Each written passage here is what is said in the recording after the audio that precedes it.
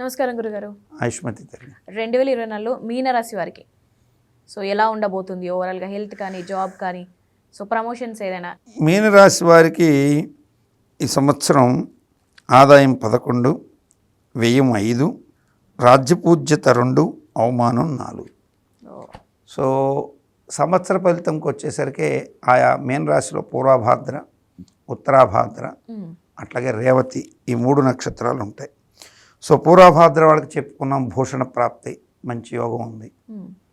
ఉత్తరాభాద్ర వాళ్ళకి రోగాలు ఎక్కువగా బాధిస్తాయి. రేవతిని వాళ్ళకి ఏంటంటే ఆయుర్వృద్ధి ఉంటుంది. సో మీనరాశికి వ్యయ స్థానంలో శని పాపగ్రహం పోయిన సంవత్సరం చాలా ఇబ్బంది పెడతాడని నేను చెప్పాను. అంతెందుకు మన రాశి ఫలితాల్లో కూడా మీనరాశి గురించి నేను ఈ వారం చెప్పకపోవడం మంచిదని కూడా చెప్పిన సందర్భం ఉంది. అయితే మీనరాశి వారికి మే నెల నుంచి కాలం చాలా అనుకూలంగా ఉంటుంది. ఈ మే నెల నుంచి వాళ్ళ పరిస్థితులు చాలా మారుతాయి. ఉత్తరాభాద్ర వాళ్ళు మాత్రం హెల్త్ ఇష్యూస్ ఎక్కువగా వెంటాడతాయి. తరచూ సిక్ అవ్వడం, హాస్పిటల్కి పోవడం, అనవసరంగా లేని రోగానికి వెళ్ళి ట్రీట్మెంట్లు చేయించుకోవాల్సిన పరిస్థితులు, ఏమి అంతా హ్యాపీగా ఉన్నా ఏదో భయంతో వెళ్ళి పదే టెస్టులు చేయించి షుగర్ ఉందా, బీపీ ఉందా, ఇట్లా ఆ స్కాన్ అని ఈ స్కాన్ అని డబ్బులు గాజేసుకునే అవకాశాలు ఉన్నాయి. ఏం భయపడాల్సిన పని లేదు. రోగం ఉన్నప్పటికీ కూడా మీరు అనవసరంగా వ్యాధి రాకుండా మీరు ఆరోగ్యపరమైనటువంటి జాగ్రత్తలు తీసుకుంటే చాలు. అంటే టెస్టులు చేసినంత మాత్రం రోగం పోదు, రోగం నిర్ధారణ అవుతుంది. అది రోగం నిర్ధారణ అయిన తర్వాత ఇంకో కొత్త రోగం వస్తుంది. ఏమిటి? ఇది శారీరక రోగం. అర్థమవుతుందమ్మా? ఇది శారీరక రోగం. రోగం నిర్ధారణ అవ్వకముందు శారీరకంగా నువ్వు చూపించుకుంటే రోగం నిర్ధారణ అవుతుంది. నిర్ధారించిన తర్వాత శారీరక రోగంతో పాటు నీకు ఆ రోగం ఉందని తెలిస్తే మానసిక రోగం ఎక్కువ అవుతుంది.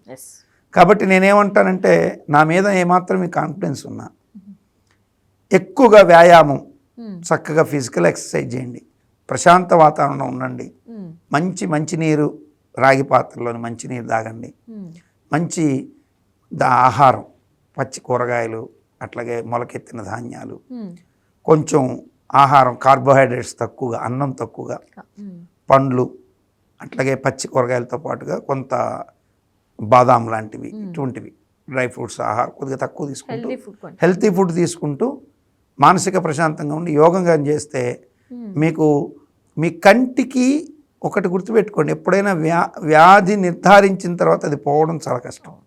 మానసికంగా మీరు దృఢత్వంగా ఉండి వ్యాధి నిర్ధారణ చేసుకోకుండా మీరు కొట్లాడండి, మీకు షుగర్ ఉన్నా, బీపీ ఉన్నా, ఏమున్నా కడుపులో బయటికి రావు, మీరు హ్యాపీగా లైఫ్ వెళ్ళిపోతుంటుంది.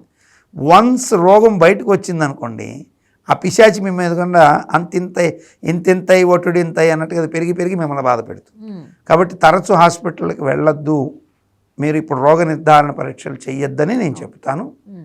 ఎవరికి? ఉత్తరాభాద్ర నక్షత్రం వాళ్ళకి తప్పనిసరిగా మరి కాంప్లికేటెడ్ ఇష్యూ ఉంది. ఆడవాళ్ళకి ఏదో ఓవర్ బ్లీడింగ్ లాంటి సమస్యలు, అదే తెల్లబట్ట లాంటి సమస్యలు ఉంటాయి. ఇవి ఎక్కువగా ఉన్నాయి అంటే తప్పనిసరిగా అప్పుడు తప్పదు. కానీ ప్రతి చిన్నదానికి వెళ్ళి షుగర్ ఉందా, బీపీ ఉందని మగవాళ్ళు కానీ ఆడవాళ్ళు కానీ వెళితే ఉత్తరాభాద్రం వాళ్ళు అనవసరంగా లోగాలు బయట పెట్టుకునే వాళ్ళు అవుతారు. సో పెద్దలు చెప్తారు సంసారం గుట్టు వ్యాధి రొట్టు అని. కానీ మీ విషయంలో సంసారాన్ని జాగ్రత్తగా గుట్టుగా పెట్టుకోండి. ఇప్పుడు ఉత్తరాభాద్ర నక్షత్రం వాళ్ళు సంసారాన్ని గుట్టుగా పెట్టుకోండి. వ్యాధిని రట్టు చేయాలి కదా, వ్యాధిని కూడా గుట్టుగా పెట్టుకోండి. తీవ్రమైన వ్యాధి అయితే వెళ్ళి చూపించుకోండి.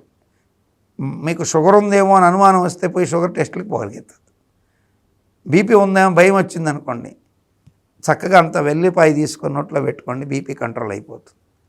షుగర్ ఉందనిపించింది, కాసేపు నడవండి, లో షుగర్ అనుకుంటే అంత చాక్లెట్ నోట్లో వేసుకోండి, శుభం అయిపోతుంది. సో మీకు అనుమానం, అది డిక్లేర్ కాదు. మీరు వెళ్ళి డిక్లేర్ చేసుకుంటానంటే ఇక మిమ్మల్ని నేనేం చేయలేను. సో రోగం నివారణ అయ్యేటువంటి అవకాశాలు అలా ఉంటాయి. రోగం బయటకు వచ్చిన తర్వాత నివారణ అయ్యే అవకాశాలు వేరుగా ఉంటాయి. సో ఈ సంవత్సరం మీరు కనుక ఇట్లా కనుక కంట్రోల్ అయితే మరో సంవత్సరంకి మీకు అసలు ఆ రోగమే కనపడకపోవచ్చు. మానసికంగా దృఢపడడానికి ప్రయత్నం చేయమని చెప్తాను. ఆర్థికంగా ధనస్థానం మీద శని దృష్టి ఉన్నప్పటికీ కూడా అది గురువు మీద ఉండింది ఇప్పటిదాకా, మే నెల దాకా గురువు మీద ఉంటుంది. ఎప్పుడైతే మేలో గురువు పక్కకి వెళ్ళిపోతాడో రాస్యాధిపతి రాజ్యాధిపతి ఉద్యోగ లాభం ధనలాభం రెండు ఏర్పడతాయి. అద్భుతమైన శుభాలు ఉంటాయి. ఓవరాల్గా అయితే సో ఓవరాల్గా మీన రాశి వాళ్ళకి గత సంవత్సరం నేను చెప్పాను కొంచెం ఇబ్బంది ఉంటుందని, ఈ సంవత్సరం అద్భుతమైన ఫలితాలు ఉంటాయి. అనవసరమైనటువంటి భయాలకు లోను కాకుండా మీరు హ్యాపీగా ఉండమని. ఏ దైవాన్ని ఆరాధిస్తే బెటర్ అంటారు? సో వీళ్ళు సహజంగా వీళ్ళలో ఉన్న భయాలను పోగొట్టుకోవడం కోసం ఆంజనేయ స్వామిని ప్రార్థించడం, అట్లాగే దుర్గా ఆపదుద్ధారక దుర్గా స్తోత్ర పారాయణ, ఆపదుద్ధారక హనుమ, ఈ ఇద్దరిని పూజ చేసుకోవడం మంచి శుభాలు కలిగిస్తుంది. Yes right.